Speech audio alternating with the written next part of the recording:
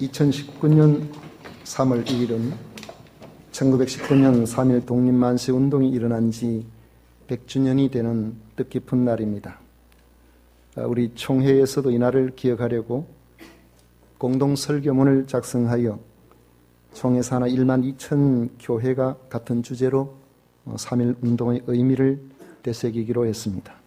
저도 여기에 동참하고자 내용은 좀 다르겠지만 같은 본문과 같은 제목으로 말씀을 나누고자 합니다. 1919년 3월 1일 3.1 독립만세 운동이 시작되고 난 이틀 후에 기독교인들에게 일종의 행동 강령과 같은 독립단 통고문이라는 문서가 돌려졌습니다. 우리 존경하고 고귀한 독립단 여러분이여, 어떤 일이든지 일본인을 모욕하지 말고 돌을 던지지 말며 주먹으로 때리지 말라. 이는 야만인이 하는 바니 독립의 주의를 손상할 뿐이니 행여 각각 주의할지며, 신자는 매일 3차례 기도하되 일요일은 금식하며 매일 성경을 읽고 월요일은 이사야 10장, 화요일은 예레미야 12장, 수요일은 신명기 28장, 목요일은 야고보서 5장, 금요일은 이사야 59장, 토요일은 로마서 8장을 돌아가며 다 읽을 것이라. 이런 통지문을 보냈습니다. 압제자들에게 악으로 갚지 않고 오직 말씀으로 하나님을 의지하여 문제를 해결하려는 그리스도인들의 숭고한 신앙의 모습을 보여줍니다. 오늘 말씀의 본문도 여기에서 나왔습니다. 이 시간 우리는 100년 전 이 땅의 그리스도인들이 나라의 독립을 간절히 바라면서 마음을 모아 읽었던 성경 말씀을 통해 하나님 우리에게 하실 말씀에 귀를 기울여 교훈을 받고자 합니다. 첫째로, 하나님은 오만한 세상 권력을 반드시 물리치신다는 겁니다. 12절을 보면 하나님은 교만한 민족을 벌하신다고 말씀합니다. 그러므로 주께서 주의 이 일을 시온산과 예루살렘에 다 행하신 후에 아수르 왕의 완악한 마음의 열매와 높은 눈의 자랑을 벌하시리라 했습니다. 하나님은 하나님의 뜻을 이루신 후에 교만한 아수르를 벌하시겠다는 것입니다. 아수르는 지금의 이라크 북부 지방을 중심으로 2800여 년 전에 이사야 선지자가 활동하던 시대에 당시 중동의 대부분을 차지하고 통치하던 나라입니다. 그 시대의 이스라엘은 솔로몬이 죽은 다음에 나라가 남과 북으로 나뉘어져 있을 때입니다. 나라가 나뉘어진 지 약 200년쯤 지났을 때에 아수르가 북의 이스라엘을 멸망시켜버립니다. 그리고 남의 유다도 위험한 상황에 놓이게 됩니다. 사태가 이렇게 된 데는 이스라엘 민족의 잘못이 큽니다. 하나님의 택함을 받은 백성이 하나님을 배반하고 다른 신을 섬겼기 때문입니다. 우상을 섬기게 되니까 세상을 힘의 논리에 따라 움직이게 되고 하나님보다는 강대국들을 더 의지하려고 했던 겁니다. 하나님은 회개하지 않고 계속 하나님을 거부하는 이스라엘을 아수르를 통해 징계하신 겁니다. 당시 강대국 아수르를 이스라엘을 징계하시는 도구로 사용하셨던 겁니다. 그런데 이제는 도구로 쓰인 아수르를 벌하겠다고 말씀하고 있습니다. 그 이유는 아수르가 자기 분수를 넘어서는 교만에 빠졌기 때문입니다. 13절과 14절을 보십시오. 그의 말에 나는 내 손의 힘과 내 지혜로 이 일을 행하였나니 나는 총명한 자라. 열국의 경계선을 걷어치웠고 그들의 재물을 약탈하였으며 또 용감한 자처럼 위에 거주한 자들을 낮추었으며 내 손으로 열국의 재물을 얻은 것은 새의 보금자리를 얻음 같고 온 세계를 얻은 것은 내버린 알을 줌 같았으나 날개를 치거나 입을 벌리거나 주저기는 것이 하나도 없었다 하는도다 했습니다. 세계를 자기 마음대로 그렇게 유린했지만은 아무도 대적하는 자가 없었다는 겁니다. 역사의 주인이신 하나님께서 아수르를 세우셨는데 아수르는 자신의 힘과 지혜로 세상 모든 나라를 차지하였다고 한 것입니다. 하나님은 이런 아수르를 그냥 내버려 두지 않고 멸하겠다고 하신 겁니다. 실제로 그리 오래되지 않아 이 아수르는 하나님이 또 세우시는 바벨론에게 망하게 됩니다. 예나 지금이나 강대국을 보면 힘없는 나라를 압제하는 경우가 많습니다. 다른 나라들을 압제하면서 마치 자신들은 특별한 나라, 특별한 민족인 것처럼 의수됩니다. 100여 년 전에 제국주의에 호응한 일본은 세상에 두려울 것이 없는 나라의 모습을 보여줍니다. 스스로 최고의 민족으로 여겼고 다른 나라를 침략하면서 온갖 악한 짓을 다 행했습니다. 천황을 신격화하면서 신사참배를 강요하는 모습은 참으로 하나님 앞에서 교만하기 짝이 없습니다. 1919년 3월 3일에 돌렸다는 독립단 통고문을 읽은 성도들은 하나님께서 이사야 선지자를 통해서 교만한 아수르를 벌하겠다고 하신 말씀에서 교만한 일본과 그들의 패망을 미리 볼 수가 있었을 것입니다. 그래서 100년 전 신앙의 선배들은 목숨을 걸고 민족의 독립을 위해 나설 수 있었던 것입니다. 아수르는 하나님께서 쓰시는 도구에 불과합니다. 15절을 보십시오. 도끼가 어찌 찍는 자에게 스스로 자랑하겠으며 톱이 어찌 켜는 자에게 스스로 큰 채 하겠느냐. 이는 막대기가 자기를 드는 자를 움직이려 하며 몽둥이가 나무 아닌 사람을 들려 함과 같음이로다 했습니다. 참 비유가 재미있습니다. 도구가 도구를 사용하는 자에게 자랑한다는 것이 말이 되지 않은가 같음에도 악한 권력은 마치 그것이 자기에게서 나온 것처럼 착각을 한다는 겁니다. 이런 교만한 권세를 벌하시는 하나님의 강력하심이 16절 이하에 묘사되어 있습니다. 그러므로 주 만군의 여호와께서 살찐 자를 파리하게 하시며 그의 영화 아래에 불이 붙는 것 같이 명렬히 타게 하실 것이라. 이스라엘의 빛은 불이 되고 그의 거룩하신 이는 불꽃이 되실 것이니라. 하루 사이에 그의 가시와 찔레가 소멸되며 그의 숲과 기름진 밭의 영광이 전부 소멸되리니 병자가 점점 쇠약하여 감 같을 것이라 합니다. 아수르의 영광을 멸하시는 하나님의 진노의 불꽃이 1945년 8월 6일 일본 제국주의를 한순간에 종식하게 만든 역사적 사건과 오버랩되는 것은 아마도 저만 느끼는 감정은 아닐 것입니다. 성도 여러분, 그 어떤 세상 권력도 하나님을 이기지는 못합니다. 비록 이스라엘의 죄악이 강대국의 압제를 당하게 된 원인이 되기는 했지만은 그들은 잠시 하나님께 쓰임받는 도구에 불과합니다. 허물이 있어서 징계를 하더라도 하나님의 마음은 하나님의 백성을 버리는 것이 아니라 돌아오기를 바라시는 것입니다. 이를 모르고 마치 자기들이 하나님이나 된 듯이 교만하게 구는 권세와 권력자들은 반드시 하나님께서 심판하신다는 것이 성경의 교훈입니다. 지금도 세상의 권세는 하나님의 나라인 하나님의 백성들을 음으로 양으로 탄압하고 박해하는 일들을 교묘하게 저지르고 있지만 역사의 주관자가 되신 하나님께서 세밀하게 지켜보고 계신다는 사실을 우리는 기억해야 합니다. 3.1절 100주년 기념예배에서 우리는 교만하고 악한 권력을 반드시 물리치시는 하나님을 기억하고 역사의 주인은 하나님이심을 고백하시기를 바랍니다. 두 번째로 하나님의 백성은 하나님만을 의지해야 한다는 점입니다. 하나님께서 아수르를 통해서 이스라엘을 징계하신 이유가 있습니다. 그것은 이스라엘이 고난의 과정을 통해서 하나님께로 돌아오기를 원함 때문이었습니다. 20절을 보십시오. 그날의 이스라엘의 남은 자와 야곱 족속의 피난한 자들이 다시는 자기를 친 자를 의지하지 아니하고 이스라엘의 거룩하신 이 여호와를 진실하게 의지하리니 했습니다. 교만하고 악한 아수르를 물리치고 아수르의 손에서 유다를 건져내 주신 하나님께서는 유다 사람들이 온전히 하나님께로 돌아오고 이제부터는 우상을 버리고 오직 하나님만 섬기기를 바라셨기 때문입니다. 그런데 유다 사람은 그렇게 하지를 않았다는 것입니다. 그 결과는 나중에 더 큰 징계로 찾아왔습니다.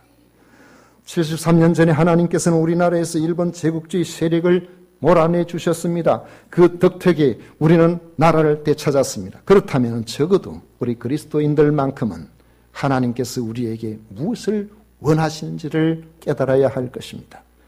이스라엘은 아수르로부터 징계를 당하면서도 온전히 하나님께로 돌아오지 아니하고 더 힘센 나라를 의지하다가 결국에는 바벨론에게 멸망하게 되어버린 역사가 있습니다.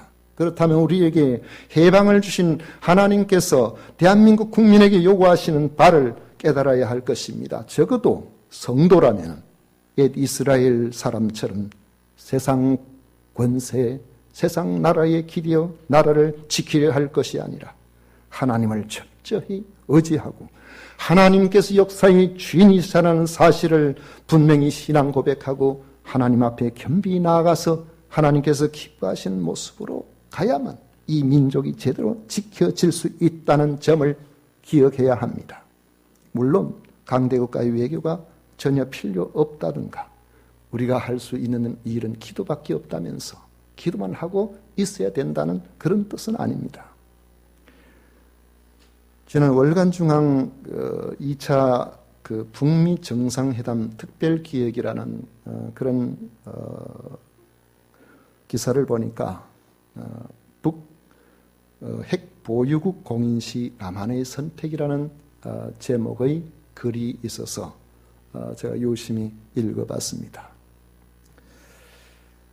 그 내용을 아주 간단하게 해도 좀 됩니다만 워낙 긴 내용이니까요.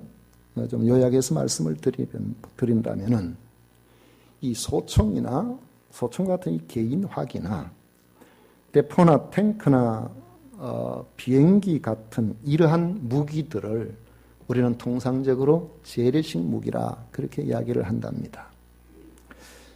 그런데 어떤 재래식 무기도 단 한 방으로 사람을 7만 명씩 몰살시킬 수는 없다는 거예요. 그래서 다량의 재래식 무기가 단 하나의 핵무기를 상대할 수 없다는 특성 때문에 이 핵무기를 비대칭성 무기라고 그렇게 하는 겁니다. 이것은 만약에 북한이 가지고 있고 세계가 공인하게 된다면 남한은 과연 어떻게 해야 하느냐. 이 부분에 대한 고민입니다. 세 가지 부분을 이야기를 했어요.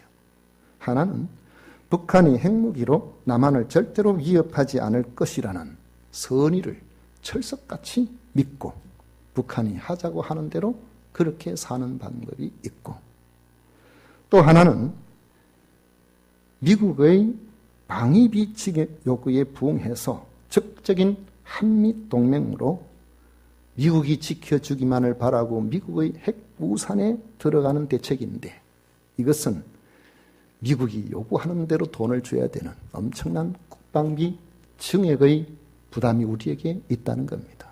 세 번째는 우리나라가 자체적으로 핵무장을 해야 된다는 겁니다. 그러나 이 핵무장은 그 자체로 보면은 기술적으로나 또 여러 정책적으로 볼 때에 우리나라가 5년 안에 만들 수 있는 모든 부분들을 갖추고 있답니다.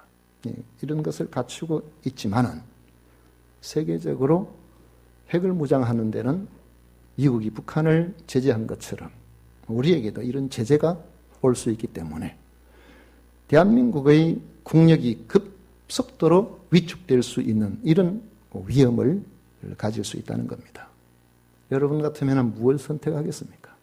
어떻게 해야 되겠습니까? 북한의 선의만을 믿고 그냥 북한도 어떤 이들은 그런 이야기를 하는 사람이 있더라고요. 북한도 우리나라가 아니냐. 핵무기 만들기가 그렇게 어려운데 북한이 핵을 가지고 있다면 우리나라가 핵을 가지고 있는 것이 아니냐. 이렇게 순진하게 생각하는 사람이 있습니다. 그런데 저는 이게 저의 개인적인 생각입니다만은 정치 체제가 1인 독재로 이루어진 체제와 투표에 의해서 계속해서 바뀌어지는 이런 체제는 한 체제가 한 체제로 흡수되기 전까지는 통일이 어렵다고 봅니다. 우리는 사실 괜찮아요. 5년만 지나면 자꾸 바뀌니까 괜찮지만 북한은 그냥 독재 체제도 아니고 군주와 같은 3대 세습 독재입니다. 그 자리에서 물러나서 살 수 있는 길은 망명밖에 없습니다.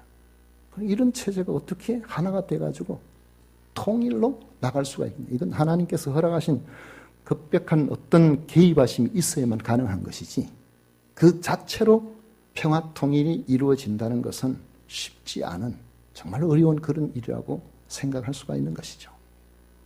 그래서 우리가 통일지상주의로 우리가 살기보다는 어쨌든 하나님께서 개입하시기를 바라보고 마음껏 믿음의 생활을 감당하고 우리의 자손들에게 번영을 이루어질 수 있고 세계 곳곳에 복음의 증인 역할을 할 수 있는 이 자유민주 체제를 공고하게 해 나가는 일을 우선적으로 하면서 하나님께서 기회를 주시기를 기다려야 한다는 것이 저의 생각입니다. 하나님께서 주신 그 은혜를 우리가 바라보고 그렇게 해야 되죠. 그렇다면 우리가 만약에 이런 부분들의 국제 질서나 세계 강대국과의 관계나 여러 상황에서 우리가 해야 할 일이 무엇일까? 모르겠어요. 저는 목회자가 돼가지고 말하자면 기도밖에 할 게 없네요. 뭘 해야 될까요? 분명히 성경을 통해서 우리가 제시한다면은 우리가 이것을 하면 되고 하면 안 되고 하는 그것보다도 우선적으로 해야 될 것이 하나 있는데, 이스라엘의 환란이 피상적으로 보이는 주변의 강대국 때문에 온 것, 이것이 역사 속에서 우리가 겉으로 드러나는 것이지만은 사실 그 내면을 들여다보면 성경에서 말씀하고 있는 것은 그들의 불신앙에서 온 죄악 때문에 초래되었다고 밝히고 있다는 점입니다. 이것을 생각해 보면 하나님께서 해방시켜 주신 우리의 조국도 우리의 위협이 되는 북한의 핵이나 주변의 강한 강대국보다 먼저 우리의 허물, 한국 교회의 허물을 보는 데서부터 출발해야 된다는 것입니다. 과연 우리가 정말 하나님을 의지하며 살아오고 있었는가? 과연 한국 교회가 하나님 보시기에 등불을 끄지 아니하시는, 촛대를 옮기지 아니하시는 그러한 한국 교회의 모습을 갖추고 있는가? 이것을 우리는 심각하게 고민을 해야 한다는 것입니다. 그러므로 우리가 가장 우선적으로 해야 할 일은 하나님께로 돌아가는 것입니다. 해방 이후로 세월이 흐르면서 날이 갈수록 교회와 그리스도인들의 부끄러운 모습을 우리는 남의 탓으로 돌릴 수만은 없습니다. 세상 것을 하나님보다 더 의지하고 하나님 주신 자유를 저버리고 죄악과 불의와 탐욕의 종이 되어버렸다는 이러한 지적을 우리는 겸허하게 인정하고 돌이키는 것을 우선해야 된다는 것입니다. 하나님만을 진실하게 굉의하고 철저하게 하나님만을 의지하고 살아야 했던 우리들이 그렇게 하지 못한 것을 인정하고 한국 교회는 나라의 흥망성쇠를 주관하시는 하나님께로 돌아가야 한다는 겁니다. 하나님께서 우리들의 하나님이시라 일컬음을 받기를 결코 부끄러워하지 아니하는 이러한 성도가 되도록 모든 역사의 주인 되시는 하나님을 믿고 하나님 보시기에 합당한 성도의 모습으로 우리 한 사람 한 사람, 한 교회 한 교회가 그렇게 살아가야 된다는 것입니다. 우리가 3.1 독립만세운동에 참여하였다가 엄청난 고초를 당한 그러한 분들을, 그들 가운데 다수가 예수님을 그리스도로 믿는 기독교인들입니다. 바로 이러한 이들을 영웅적인 신앙인으로 기리는 것도 좋지만은 맥없이 일제의 압제 아래 놓이게 된 대한제국의 왕실과 사회의 지도층의 무능력과 부패가 우리 민족에게 얼마나 많은 희생과 고통을 가져오게 만들었는가를 잊어버리면 안 된다는 점입니다. 오늘 이 시대도 마찬가지입니다. 생각해 보십시오. 1902년도에 대한제국 고종황제가 즉위 40년을 기념한다면 일종의 생일잔치를 했는데 그 생일잔치에 국가 예산 13%가 들어갔다고 해요.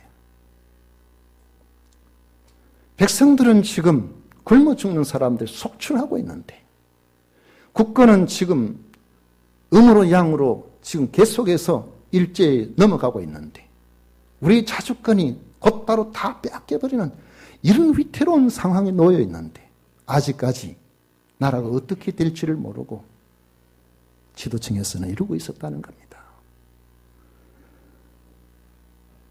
여러분, 우리들이 나라를 위태로운 상황에서 건져낸 그런 영웅들을 기리고 우리 후손들도 그들을 본받아서 그 위대한 삶을, 그 정신을 이어받는 건 물론 중요합니다. 그러나 우리가 더 중요한 것은 무너지지 않게 하는 겁니다. 그런 영웅들이 나오지 않도록 만드는 거예요. 나라 굳건해지도록 그렇게 한결같이 여러분, 무너진 성을 다시 일으키는 열정적인 그런 영웅들보다는 그 성을 무너지지 않게 만드는 그 일을 우리가 해야 된다는 것이죠. 성도 여러분, 생각해 보십시오.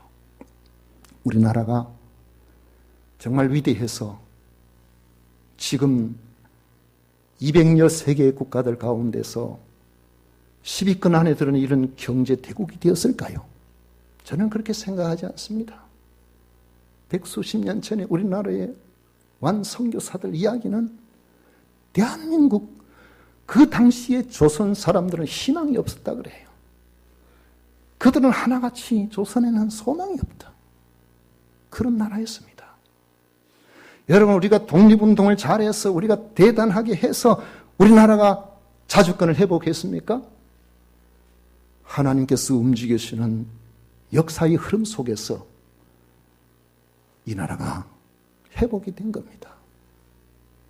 여러분, 전쟁이 일어나고 60년대, 50년대, 60년대 폐허가 되었을 때에 우리가 스스로 근면하고 우리가 대단해서 나라가 이렇게 세워졌습니까?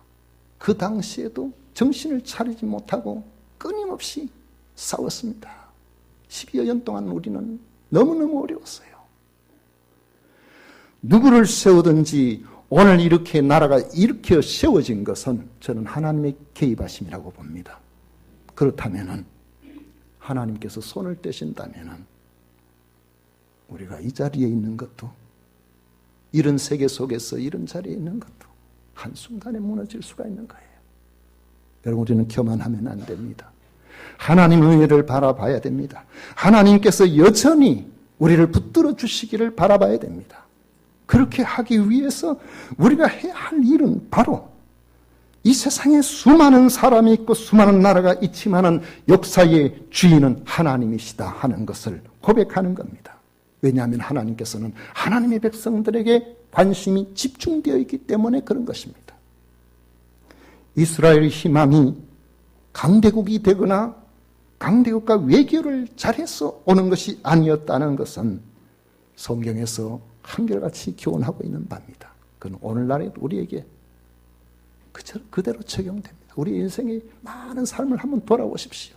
우리가 생각한 대로 자기 인생의 설계가 됩니까? 그 결과가 반드시 그렇게 없을까? 저는 오늘 이 시간에 이 자리에 있게 된 거 생각해 보면은 저는 한 번도 생각지도 못 해봤어요. 하나님 발길이 차여서 오다 보니까 여기까지 온 겁니다. 여러분들 하나님께서 인도하심 따라 가는 가운데서 형통하시기를 축원합니다. 수가 오해 쓰고 노력을 했는데 그 밥그릇이 한순간에 뒤집어 엎혀지는, 그게 우리의 연약함입니다. 하나님의 놀라우신 은혜가 여러분들이 있기를 원합니다. 그 환경을 두려워하거나 자신을 오지하거나 그 환경을 바라보고 이렇게 하기보다도 먼저 진실로 모든 것의 주인 되시는 하나님께로 돌아가야 된다는 것이죠. 하나님의 하나님 되심을 의지하고 믿는 자를 하나님께서는 결코 외면하지 아니하십니다. 제가 한 그런 생각을 해봅니다. 우리가 60년대, 70년, 80년대 들어가면서 정말 그때는 우리 그리스도인들의 수가 그렇게 많지를 아니하여도 그들은 나라와 민족을 위하여 정말 처절하게 기도했습니다. 새벽 기도도 마찬가지고 공기도도 마찬가지고 산중마다 기도하는 소리가 여기저기 울려 퍼졌는데 그 속에 개인적인 문제를 가지고 나아가기도 하지만은 이 나라와 이 민족을 위해서 기도하는 이들이 정말 많았습니다. 근데 요즘은 어떻습니까? 요즘은 기도하는 사람이 없어요. 기도원에 가도 사람 별로 없대요. 제 친구 목사님이 어디 기도원에 강사로 가게 돼 있다고 저한테 들렀다가 가는데 갔다가 다음날 전화가 왔는데 어휴 그 기도원에 많이 모이더라 그래요. 그래서 저는 한 몇백 명 모인 줄 알았어요. 한 3, 40명 모였다 그래요. 옛날 같으면 우리 상상할 그런데도 그 정도도 굉장히 많아요. 여러분 기도하십시오. 여러분의 개인의 삶을 주관하시는 분도 하나님이십니다.